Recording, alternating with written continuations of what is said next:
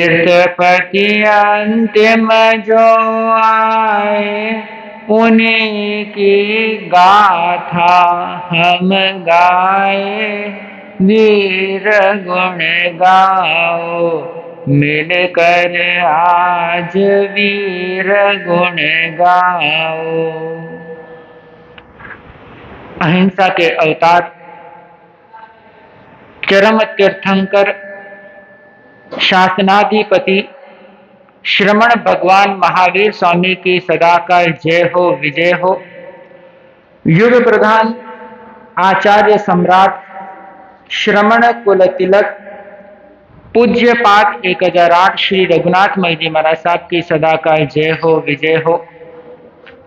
जन जन के आस्था के केंद्र श्रमण सूर्य दिव्य विभूति भारत भूषण वरिष्ठ प्रवर्तक श्रद्धेय गुरुदेव मर्दर केसरी 1008 श्री मिश्री मल जी महाराज साहब, लोकमान्य राष्ट्र संत शेरे राजस्थान पूज्य प्रवर्तक गुरुदेव श्री रूपचंद जी महाराज साहब रजत के पावन चरण कमल में नमन वंदन। श्रमण संघ के चतुर्थ पटधर ध्यान योगी आचार्य सम्राट पूज्य डॉक्टर श्री शिवमुनि जी महाराज साहब, श्रमण संघीय युवाचार्य प्रवर पूज्य श्री महेंद्र ऋषि जी महाराज साहब, अत्र विराजमान मरुधरा भूषण शासन गौरव पूज्य प्रवर्तक गुरुदेव श्री सुकनमल जी महाराज साहब, तपस्वी रत्न ज्योति सम्राट उप प्रवर्तक पूज्य गुरुदेव श्री अमृत मुनि जी महाराज साहब आदि संत मुनिराजों के श्री चरण में भावपूर्वक नमन वंदन अभिनंदन। उपस्थित धर्म स्नेही धर्मानुरागी सुश्रावक एवं सुश्राविकाएं, महावीर की यात्रा आप सभी श्रावकगण श्राविकाएं निरंतर रूप से श्रवण करते आ रहे हैं। महावीर भगवान को हमने इतिहासों में देख लिया, गुरुओं के मुख से सुन लिया, भौतिक जीवन के अंदर उतार लिया, पर जब तक भीतर में महावीर भगवान को नहीं उतारेंगे तब तक जीवन की सारी क्रियाएं व्यर्थ हैं। आज का आधुनिक व्यक्ति महावीर वस्त्र भंडार खोल देता है, महावीर भोजनालय खोल देता है, महावीर विश्वविद्यालय खोल देता है, भगवान महावीर जैन स्थानक खोल देता है, महावीर भगवान के नाम से मंदिर खोल देता है। भौतिक जीवन में तो जगह जगह पर हमने महावीर भगवान को उतार दिया, प्रतिष्ठापित कर दिया, पर हमारे आचरण में महावीर लुप्त होते जा रहे हैं। हमारे जीवन व्यवहार के अंदर महावीर भगवान के सिद्धांत गायब होते जा रहे हैं। हमारे वचन में, हमारे मन में, हमारे कर्म में महावीर की दिव्य वाणी उद्घोष नहीं कर रही है। जब प्रवचन का आखिरी समय होता है, जयकारों का जयनाद होता है, तब भगवान महावीर की जय तो बड़ी ही तेज के साथ, जोश के साथ बोलते हैं, पर जब भगवान महावीर के सिद्धांतों को जीवन में उतारने का प्रश्न आए तब आखिरी कड़ी में जाकर के खड़े हो जाते हैं। यह संसार की बड़ी ही अटूट विडंबना है कि भौतिक वस्तुओं के साथ तो गहरा से गहरा संबंध बनाते जा रहे हैं। मेरा दुकान है, मेरी पत्नी है, मेरा पति है, मेरा बेटा है, मेरी बेटी है, मेरे माता पिता है, पर जब भगवान महावीर की बात आए तब वो मेरापन कहां नजर आता है? तब वहां पर भगवान महावीर के साथ मेरापन नजर नहीं आता है। पर जब वही गुरुओं की बात हो, फलाने गुरु मेरे हैं, वो गुरुनी मेरी है, फलाने संत मेरे हैं, फलानी संप्रदाय मेरी है, सब चीज में भौतिकता में तो सब कुछ कर रहे हैं हम, पर जब भगवान महावीर का प्रश्न आता है तब हमारा उनके साथ कनेक्शन जुड़ नहीं पाता है। जिस महापुरुष ने हमें सब कुछ दिया, जीने का एक नया अंदाज दिया, जीने की राह हमें बताई, मुक्ति का मार्ग प्रशस्त किया, क्या उनके साथ हमारा मेरापन नहीं होना चाहिए? क्या उनके साथ हमारा प्रशस्त अध्यवसाय नहीं जुड़ना चाहिए? क्या हमारे जीवन की प्रत्येक क्रियाओं के अंदर महावीर के सिद्धांत गूंजने नहीं चाहिए? अवश्य गूंजने चाहिए। हर कर्म के अंदर महावीर भगवान को उतारना चाहिए। जितना हम सोचते हैं कि भौतिक जीवन हमारा साथ निभाएगा, पर मान के चलना भौतिक जीवन भौतिकता के तक ही सीमित रहेगा। आज मेरा गुरु करके लड़ते हैं, मेरी संप्रदाय करके लड़ते हैं। न संप्रदाय मुक्ति दे सकता है, न कोई गुरु मुक्ति दे सकता है। मुक्ति तो केवल तीर्थंकरों की वाणी ही दे सकती है। केवल भगवान के वचन के मार्ग पर चलने से ही हमें मुक्ति प्राप्त हो सकती है। महावीर प्रभु ने हमें मुक्ति का मार्ग दिखाया है, तो क्या हमारा कर्तव्य नहीं बनता है कि हम उनके राह पर चले, उनके प्रति कृतज्ञता को व्यक्त करें? आज से महावीर परंपरा का श्रद्धा रखने वाला समुदाय पर्युषण महापर्व को मनाया जा रहा है, और कुछ पर्युषण पर्व अगले माह में मनाया जाएगा। इस व्यवहारिक जीवन में तो हमने महावीर को विभाजित कर दिया, तेरे पर्युषण अलग, मेरे पर्युषण अलग। पर महावीर भगवान के सिद्धांत अगर सोचे, महावीर प्रभु के दर्शन का आत्मसात करते हैं, तो कौन सा पर्युषण, कौन सा अधिक मास, कौन सा छोटा मास, कौन सा दिन, जब आत्मा का सीधा परमात्मा से संपर्क होता है, तब व्यवहारिक जीवन के कोई भी सिद्धांत मायने नहीं रखते हैं। करकंडो मुनि का उदाहरण आता है, जो संवत्सरी के दिन भी आहार करते करते इस मोक्ष में सिधार गए, और हम किस में उलझे हुए हैं? इन छोटी छोटी बातों के अंदर उलझे हुए हैं। अगर भगवान महावीर के सच्चे हम अनुयायी होते, उनके सिद्धांतों को समझने वाले होते, तो सभी चीजों को ग्राह्यवान बन जाते। महावीर भगवान ने कौन सा सिद्धांत हमें दिया? अनेकांतवाद का सिद्धांत दिया, जिसको दो वाक्यों के अंदर मैं समझाना चाहूंगा। एक वाक्य है मेरा ही सत्य है, और दूसरा वाक्य है मेरा भी सत्य है। दोनों में अंतर कितना है बताइए? पहला वाला कह रहा है जो मैं कर रहा हूं वही सत्य है, जो मेरी बात है वही सत्य है। और दूसरा दृष्टिकोण कह रहा है मेरा भी सच हो सकता है। यानी कि न तुम्हें हम नकार रहे हैं, न मेरी बात को स्वीकारोक्ति दे रहे हैं। तुम्हारा सत्य तुम्हारे दृष्टिकोण से सत्य हो सकता है, पर मेरा सत्य भी मेरी दृष्टिकोण से क्या है? सत्य है। महावीर भगवान का ये छोटा सा सिद्धांत अगर सही अर्थों में हम जीवन में उतार लेते हैं, तो मैं हकीकत रूप से कहना चाहूंगा कि जीवन के सारे क्लेश विराम ले लेंगे, झगड़े दुनिया के खत्म हो जाएंगे। आज आप सुन रहे होंगे कि बड़े बड़े देश आपस में युद्ध कर रहे हैं। रशिया, चाहे रूस, चाहे यूक्रेन, आपस में कितनी मारकाट कर रहे हैं, एक दूसरे देश का विध्वंस कर रहे हैं। केवल किस वजह से? एकांतवाद की वजह से। जहां व्यक्ति कहने लग जाए मेरा मार्ग ही सत्य है, दूसरा का मार्ग असत्य है, मिथ्या है, वहीं पर विवाद क्या हो जाते हैं? खड़े हो जाते हैं। और महावीर ने कहा सिद्ध के कितने भेद बताए? प्रतिक्रमण आता है ना आपको? सिद्ध के कितने भेद बताए? कितने? 15 प्रकार सिद्ध के बताए हैं। उसके अंदर भगवान ने पहले ही स्पष्ट कर दिया है कि मुक्ति किसी भी परंपरा से पाई जा सकती है।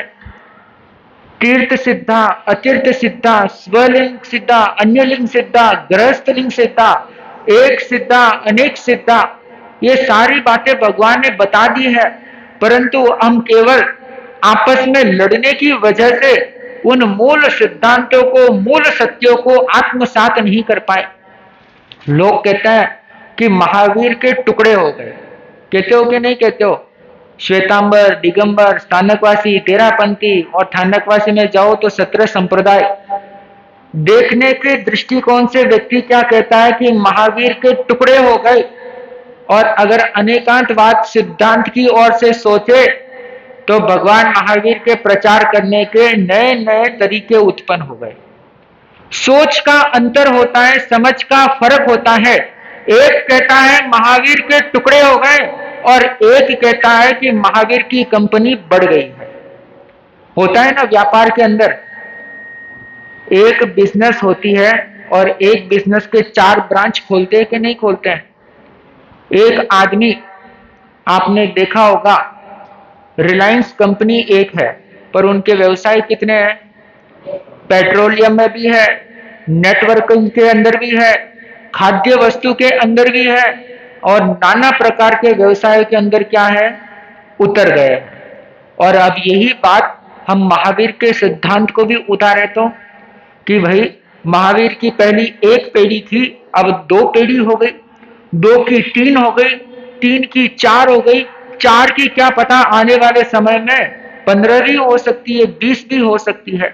महावीर प्रभु ने जो सोचने का नजरिया, सोचने का जो दृष्टांत हमें दिया है, उसको आत्मसात करने का प्रयास करो। जीवन की तमाम घटनाओं के अंदर उस सिद्धांत को उतारने का प्रयास करो। दुनिया कहती है सास बहू के झगड़े होते हैं, पिता और पुत्र के विचार मिलते नहीं है। विचार कैसे नहीं मिलेंगे?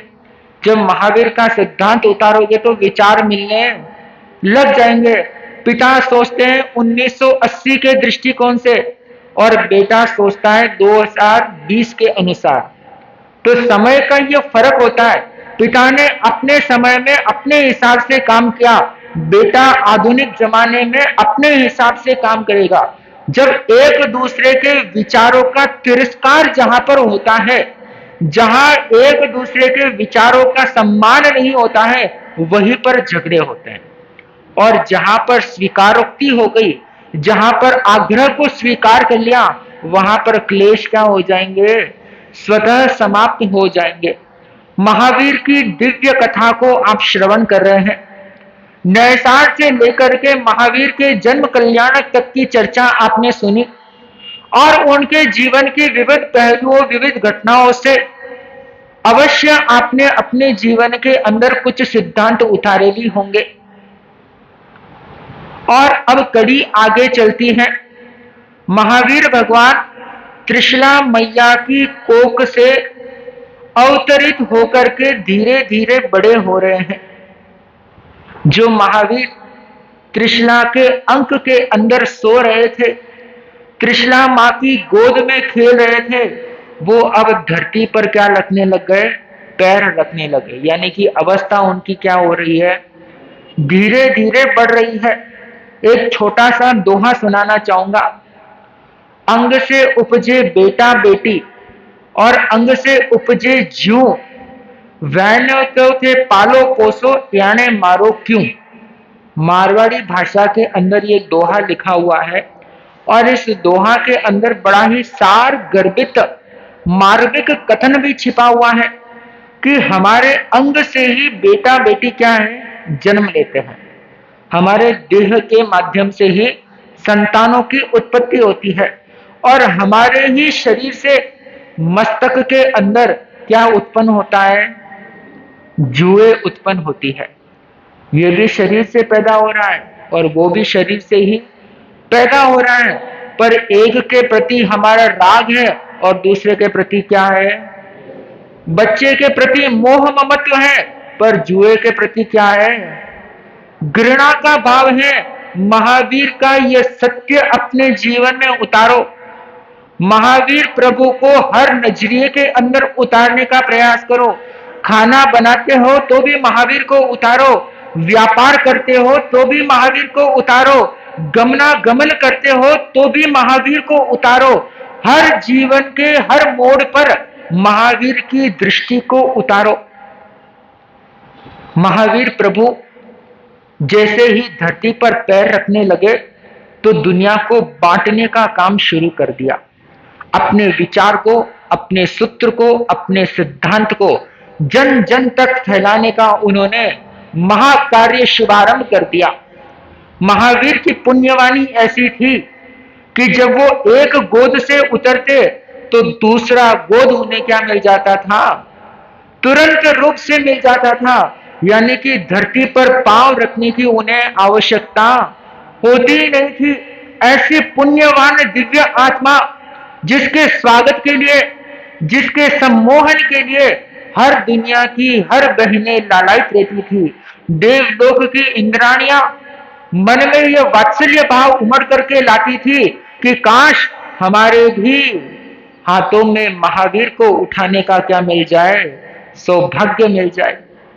वर्तमान की चर्चा देश के प्रत्येक राजघरानों में फैलने लगी कि अरे, कुंडलपुर के अंदर एक ऐसा राजकुमार उत्पन्न हुआ है जिसकी सुंदर छटा देखने को ही नहीं बनती है।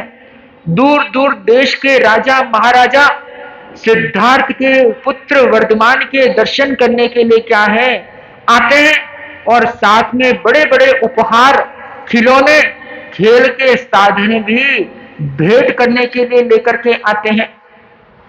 महावीर प्रभु उदार वृत्ति के अनुपालक थे। वो अपने महल की जितनी भी दासियां थी, उनके संतान भी जब उनके साथ आते थे तो उन गरीब दासियों के संतानों के साथ भी क्या है, खेल खेलते थे। ऊंच नीच का भेदभाव उन्होंने क्या है, त्याग दिया। और जो राजा महाराजाओं द्वारा बेशकीमती उपहार आता था, उन उपहारों को वो क्या कर देते थे, शाम के वक्त उन दासियों के बच्चे जब घर में जाते थे तो वो बहुमूल्य उपहार क्या कर देते थे, उन बच्चों के साथ वितरित कर देते थे। और मन के अंदर ये भाव रखते थे कि हमेशा बांटने से क्या होता है, वृद्धि होता था। आज जितने उपहार आए वो बांट दिया तो अगले दिन और उपहारों के क्या लग जाते थे, अंबार लग जाते थे। राजा सिद्धार्थ और रानी त्रिशला वर्धमान के इस उदार भावना को देख करके प्रसन्न होते थे कि ऐसा हमारा पुत्र है जो बाल्यकाल से क्या है, उदार वृत्ति का पालन कर रहा है। ये एक छोटा सा रूपक है जो हमारे लिए यह शिक्षा देता है कि हर माता पिता को अपने छोटे बच्चों के अंदर देने की क्या डालनी चाहिए, प्रवृत्ति डालनी चाहिए। बांट कर खाने की क्या डालनी चाहिए, आदत डालनी चाहिए। पर हम सीख क्या देते हैं बच्चों को, क्या सीख देते हो? इधर इतनी सारी बहनें बैठी है, उनके छोटे छोटे बच्चे होंगे, जब वो स्कूल जाते हैं टिफिन आप उन्हें थमाते हो तो क्या सीख देते हो, क्या कहते हो, ये टिफिन तुझे अकेले को खाना है, किसी के साथ बांटना मत, और पूरा अकेला साफ करके आएगा। कहते हो कि नहीं कहते हो? 99% माताएं अपने बच्चों के अंदर ये सीख क्या है, बचपन में डालती हैं। पर ये वर्तमान के उदाहरण से हमें क्या प्रेरणा मिलती है, बच्चों के साथ जब आप टिफिन डालते हो तो 2 रोटी या 2 पूड़ी एक्स्ट्रा डालो, और एक्स्ट्रा डाल करके बच्चों को ये कहना कि इतनी पूड़ी तुझे खानी है और बाकी का अपने मित्र के साथ क्या करना, बांट करके खाना। ध्यान रखना, बच्चे के अंदर शुरू से उदार वृत्ति डालोगे ना, तो जब संबंधों का समय आता है तब उसके अंदर उदार की भावना आएगी। वरना कंजूसियत की, स्वयं हड़पने की जब भाव आएगा तब उसके जीवन के अंदर क्लेश के बीज फूटने लग जाएंगे। जब सुबह सुबह का समय होवे तो अपने बच्चों के हाथ से चाहे रोटी हो चाहे गुड़ हो, वो भी लेकर के तिर्यंच प्राणी के साथ देने का क्या रखो, प्रवृत्ति को जगाओ। स्वयं दो या न दो, पर अपने बच्चों के साथ क्या दिलाओ, हमेशा दिलवाने की आदत डालो, क्योंकि अगर आप शुरू से ऐसे संस्कार डालेंगे तो ये संस्कार जब युवा अवस्था में वो पहुंचेगा तब भी उसके अंदर क्या रहेगा, स्थायी रूप में जमा हुआ रहेगा। हर संतान के अंदर ऐसे संस्कारों का बीजारोपण करना आवश्यक है। संस्कार डालने का कार्य जितनी माताएं कर सकती है उतना अन्य कोई भी व्यक्ति नहीं कर सकता है। तो विशेष रूप से माताओं से यही कहना है कि अपने बच्चों के अंदर पहला संस्कार बांट करके खाने का डालें। आज से क्या करना, ये नियम को अपने जीवन में उतारने का कार्य करना। और जब आप सुबह बच्चों का टिफिन बनाओ तो 2 पूड़ी ज्यादा बनाना, कोई पुरुषार्थ लगने वाला नहीं है। तवा गर्म हो चाहे 10 पूड़ी भी उतारे तो कोई समय नहीं लगने वाला। बच्चे को कहना कि तेरा स्कूल के अंदर कोई मित्र है जो टिफिन नहीं लाया हो या कोई अभावग्रस्त हो तो उसके साथ क्या करना, इस आहार को साझा करना। और सुबह सुबह के वक्त में चाहे कुत्ते हो चाहे गाय हो चाहे गधे हो चाहे कोई भी प्राणी हो, उनके साथ क्या करना, चाहे रोटी हो चाहे दूध हो चाहे ब्रेड हो या बिस्किट हो, कोई भी चीज हो वो उनके साथ साझा करने के संस्कार डालना। महावीर के भगवान के जीवन का ये प्रसंग उदार वृत्ति की भावना को जगाने के लिए हमें प्रेरणा देता है। और दूसरा गुण हमें यह देता है कि ऊंच नीच के भेदभाव को खत्म करना चाहिए। महावीर भगवान किन बच्चों के साथ खेल रहे थे, उनके महल के अंदर जो दासियां काम करती थी उनके बच्चों के साथ क्या करते थे, वो खेलते थे और उनके साथ क्या रखते थे, मधुर व्यवहार रखते थे। और राजकुमार होने के बावजूद भी उन बच्चों के साथ खेलने में किसी प्रकार का क्या नहीं रखते थे, हिचकिचाहट नहीं रखते थे। और आज की माताएं क्या है, बड़ी विचित्र स्वभाव वाली है।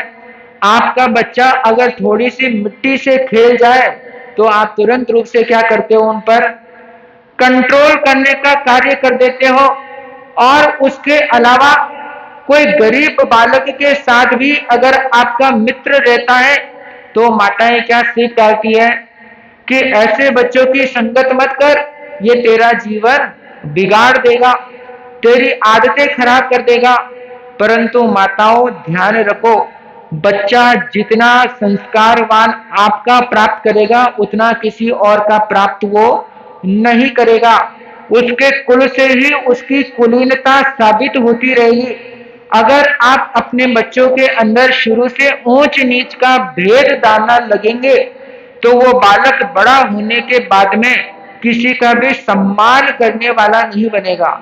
देखते हैं आजकल बड़े बड़े घरानों की कहानियां कि जब घर के अंदर रसोई का काम करने वाला नौकर हो, घर की साफ सफाई करने वाली बहनें हो, तो उनके साथ कैसा अभद्र व्यवहार करते हैं।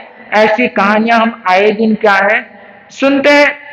अपने बच्चों के अंदर सभी की आत्मा का समाधान करने का संस्कार डालो। और नीति शास्त्र में कहा है, आत्मवत सर्वभूतेषु यः पश्यति स पश्यति। हमारी आत्मा के समान सभी आत्मा को देखो, यानी कि जैसी मेरी आत्मा है वैसी ही सामने वाले की भी आत्मा है। मेरे कर्म ज्यादा है, सामने वाले के कर्म कम है। मेरे अच्छी पुण्यवानी से मैं अमीर बना हूं, उसके पुण्यवानी कम होने से वो गरीब बना है।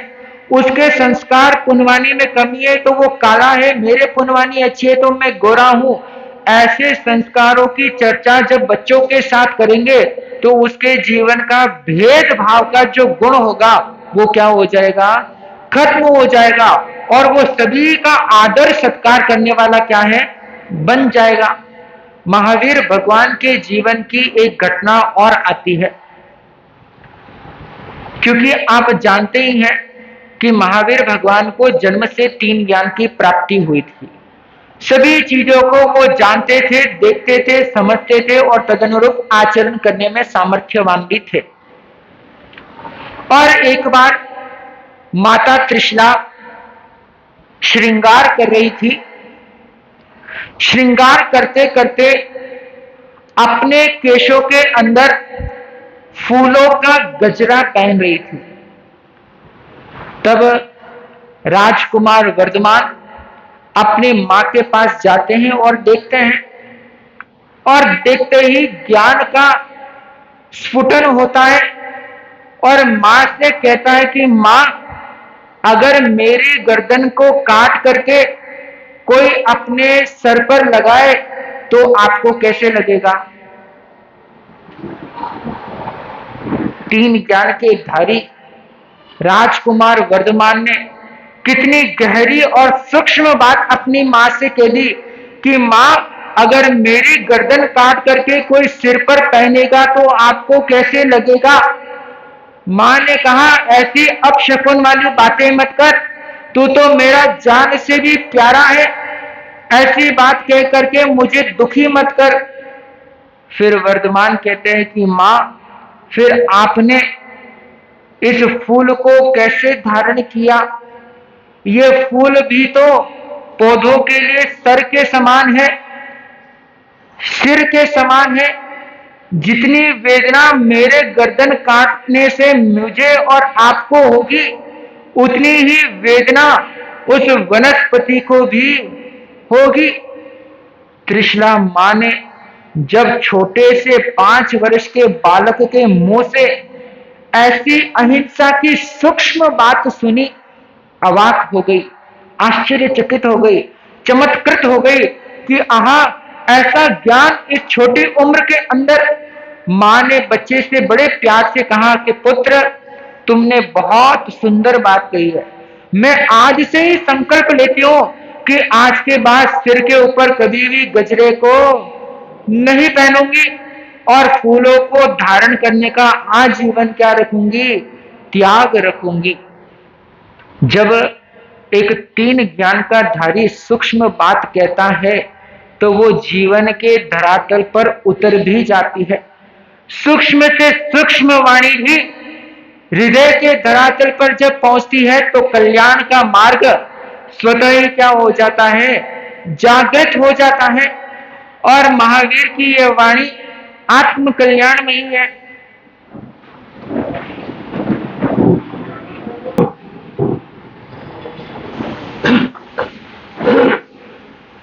तीर्थंकर बनने से पूर्व, साधु बनने से भी पूर्व, छोटी सी अवस्था के अंदर राजकुमार वर्धमान की ऐसी बातें सुनकर उनकी माता अपने आप को धन्य धन्य कहती है कि सौभाग्यवान मैं हूं कि मेरी संतान मुझे अच्छे राह पर क्या है लेकर के जा रहा है।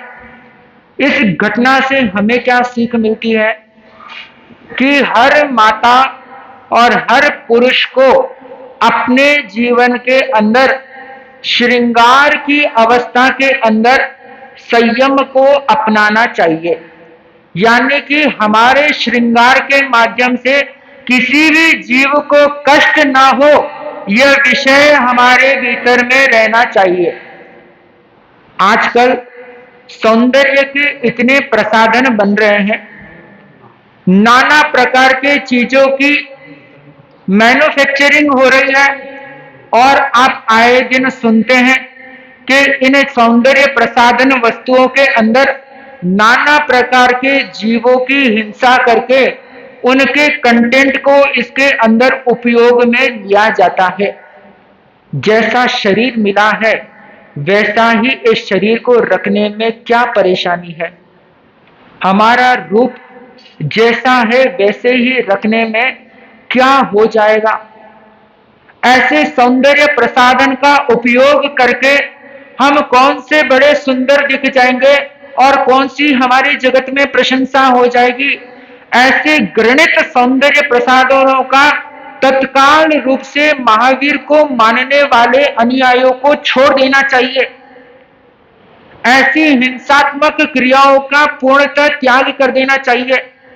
चाहे लिपस्टिक हो, चाहे आईब्रो हो, चाहे पाउडर हो, चाहे फाउंटेन हो, चाहे सर पर लगाने वाले नाना प्रकार के सौंदर्य साधन और भाइयों के अंदर चेहरे पर लगाने वाले पाउडर, जिनके अंदर हिंसात्मक वस्तुओं का सम्मिश्रण होता हो, ऐसी वस्तुओं को त्याग देने में ही क्या है? समझदारी है।